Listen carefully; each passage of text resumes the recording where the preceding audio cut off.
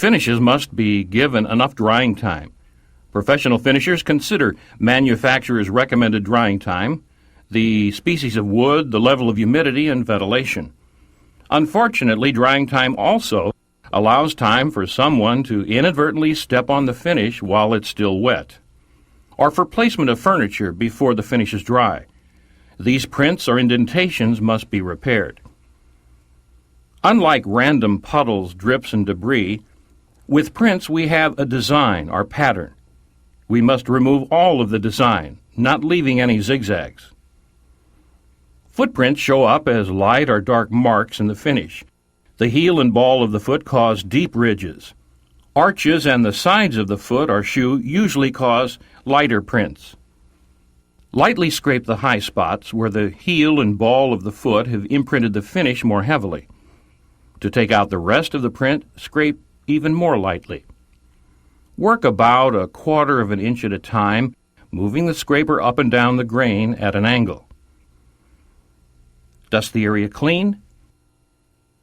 After you have scraped the heavy and light print marks, using different pressure on each type, then scrape the entire print area. Even an experienced finisher can be certain he's removed the print and it pops back up in the next coat of finish, another repair job. So get it all at one time. Use the damp rag to bring back the outline and a blow dryer to speed up drying, quickly revealing the remainder of the print. Dry off the print and sand with a fine 240 grit sandpaper, concentrating first on the more noticeable ridges or pressure points.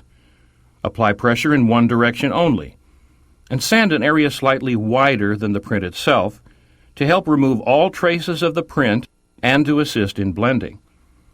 Apply pressure with the palm of the hand and not the fingertips. Sanding with fingertip pressure will leave marks in the finish, so sand with the palm with the grain. Dust the area clean. Then turn the pad over and abrade the area. And wipe clean once again. The very faint print pattern that still might be visible will disappear when the finish is applied.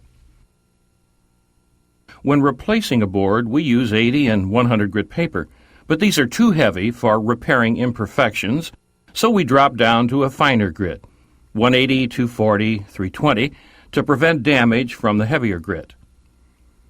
After sanding, turn the pad and rub out the print. Hand rub, hand inspect, and visually inspect the areas where you have removed imperfections. After a final close inspection of all three areas, vacuum the entire floor. These repairs can be made successfully by touching up satin or matte finishes, blending back in, and buffing and finishing the area. After the repairs are completed, we pad down and coat the entire floor with a satin or gloss finish. Trying to blend in individual sections will create halos in the finish.